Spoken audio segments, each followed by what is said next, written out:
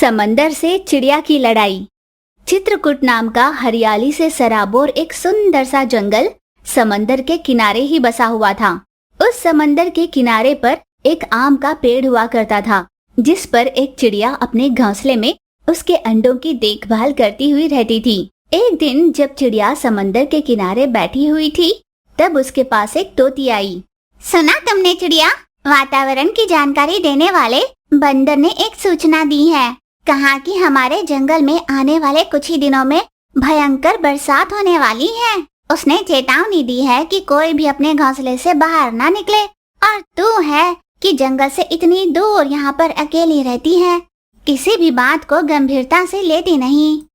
ऐसी बात नहीं है बहन, तुम तो अच्छे से जानती ही हो ना कि मेरी और कवि की लड़ाई चल रही है। अगर मेरे घर पर ना रहते, किसी दिन कवि आकर अगर मेरे अंडों को नुकसान पहुंचाएगी तो तभी तो मैं सबसे इतनी दूर रहती हूँ। हाँ, वो भला क्या नुकसान पहुंचाएगी। खैर छोड़ो, एक बार बरसात शुरू हो गई तो ना जाने कब थमेगी। इसलिए मैं सोच रही हूँ कि पहले से ही आहार का बंदोबस्त कर लेती हूँ। क्या तुम भी मेरे साथ चलोगी? यूं उसने सहज ही पूछा। क्या? मेरे अंडों को छोड़कर? ना बाबा ना। अरे कुछ नहीं होगा। कल को जब वो अंडों से बाहर निकलेंगे तो उन्हें खाने के लिए क्या दोगी? तोती ने जब ये बात कही तो चिड़िया को भी लगा कि वो सच ही तो कह रही है। इसीलिए चिड़िया तोती के साथ बाहर जाने के लिए मान गई। जब वे दोनों आहार की खोज कर रहे थे, अचानक चिड़िया को चील की याद आई। दीदी, वैसे मैं पूछना भूल ही गई, अब अपनी चील मासी कैसी है? बेचारी चील मासी की हालत कुछ ठीक नहीं है। जब से वो जख्मी हुई है, पहले की तरह बाहर उड़ ही नहीं पाती। अरे रे, क्या उनसे एक बार मिला है? हाँ, क्यों नहीं। यूं उन दोनों ने मिलकर तय किया और चील की खुशहाली जानने के लिए उसके घर गए। चील बड़ी ही अस्वस्थ लग रही थी और थर-थराकर कांप रही थी। कौन है? यूं होठों पर कंपन के साथ आंख मलती हुई उसने देखकर पूछा। मासी, मैं चिड़िया हूँ। अरे बेटा, तुम कैसी हो? मैंने सुना तुमने अंडे दिए हैं। तुम्हारा बहुत साफ मन है बेटा। देखना, तुम्हारे बच्चे बहुत सुंदर होंगे। यूं थरथराते हुए उसने आशीर्वाद दिया। मासी, मैंने सुना कि आप पहले की तरह चल फिर नहीं पा रही हैं, इसलिए मैं आपके लिए आहार लेकर आई हूँ, खाइए ना। यूं बड़े प्यार से अपने साथ लाए आहार में से कुछ आहार चिड़िया ने निकालकर चील को दिया। जब तक चील उसे खाती, वे दोनों वहीं बैठे रहे।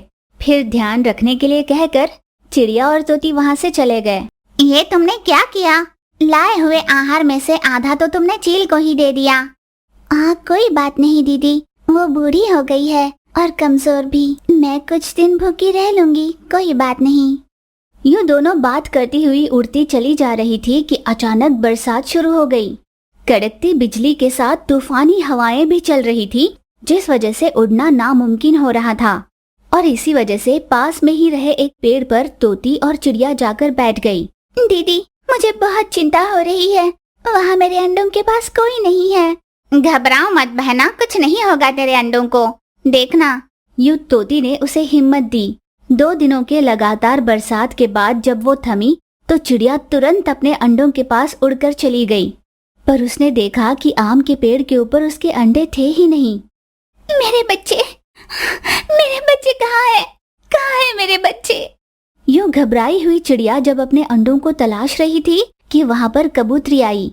बहना, इस समंदर ने तुम्हारे अंडों को निगल लिया है। देखो ना बहना, अच्छों को ही इतने सारे कष्ट झेलने पड़ते हैं। यूं कबूतरी ने दुख जताते हुए कहा। कबूतरी की कही बातें सुन चिड़िया के पैरों तले जमीन खिसक गई। जब तक आंखों का पानी सूख नहीं जाता, वो तब तक रोती रही। फिर उसका दर्द क्रोध में बदल गया और वो समंदर से ही लड़ने निकल पड़ी। ए समंदर, मैंने तो तुम्हें बहुत अच्छा माना था, पर तुम जैसे दुष्ट को मैंने आज तक कभी नहीं देखा। ऐसी नृशंसता करने के लिए तुम्हारा मन कैसे माना? आज मैं तुम्हें नहीं छोड़ूंगी।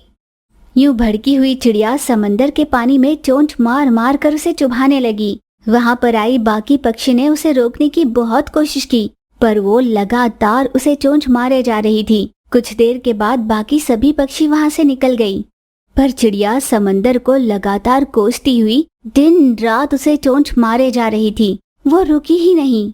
पर इस तरह चिड़िया के चोंच मारने से समंदर को कोई फर्क पड़ने वाला ही नहीं था। इस बात से अनजान मासूम चिड़िया अपना गुस्सा उतार रही थी, जिसे देख समंदर को उस पर दया आ रही थी। दोस्त चिड़िया, यूं समंदर चिड़िया से बात करने लगा। सुनो दोस्त चिड़िया, मैंने जानबूझकर तुम्हारे अंडों को नहीं निगला। 2 दिन पहले जो तूफानी हवाएं चली थी, तब वायुदेव ने तुम्हारे अंडों को मुझ में मिला दिया। हाँ, तो तुमने उन्हें लिया क्यों? क्या तुम नहीं जानते थे कि मेरे बच्चे मेरे लिए मेरे जान से भी बढ़कर है? विधि के विधान को कोई नहीं बदल सकता। ठीक है, तो मैं भी तुम्हारे अंदर समा जाती हूँ। ऐसा नहीं हो सकता। नहीं, मुझे मेरे बच्चे वापस चाहिए, वरना मैं तुम में समाकर आत्महत्या कर लूंगी। यूं चिड़िया अपनी जिद पर अड़ गई। समंदर के लाख समझाने के बाद भी चिड़िया मान ही नहीं रही थी। अंत में समंदर को ही थोड़ा झुकना पड़ा। चिड़िया, तुम्हारा मन बहुत साफ है, भूखों का पेट भरती हो, किसी को दर्द में देखकर उनकी सहायता करती हो। इस जंगल को तुम जैसी चिड़िया की बहुत जरूरत है, जो उदारता की मूरत है। इसीलिए मैं विधाता के विरुद्ध जाकर तुम्हारे अंडों को वापस तुम्हें दिलाऊंगा। यूं समंदर से आवाज आई। उसके अगले ही पल समंदर से चिड़िया का घोंसला निकला, जिसमें उसके अंडे सुरक्षित थे। वो घोंसला सीधे जाकर आम के पेड़ के टहनी पर प्रकट हुआ। उसके दिए हुए अंडों को सुरक्षित देखकर चिड़िया की खुशी का कोई ठिकाना ही नहीं रहा। तुम्हारी अच्छाई के बदले में तुम्हें दिया मेरा ये उपहार ही समझो। तुम इसी अच्छाई को लेकर अपने बच्चों के साथ सुखी जीवन जियो। यूं समंदर ने उसे आशीर्वाद दिया। उस दिन से चिड़िया अपने बच्चों के साथ सुखी जीवन जीने लगी और जरूरतमंद की सहायता करना कभी नहीं भूलती।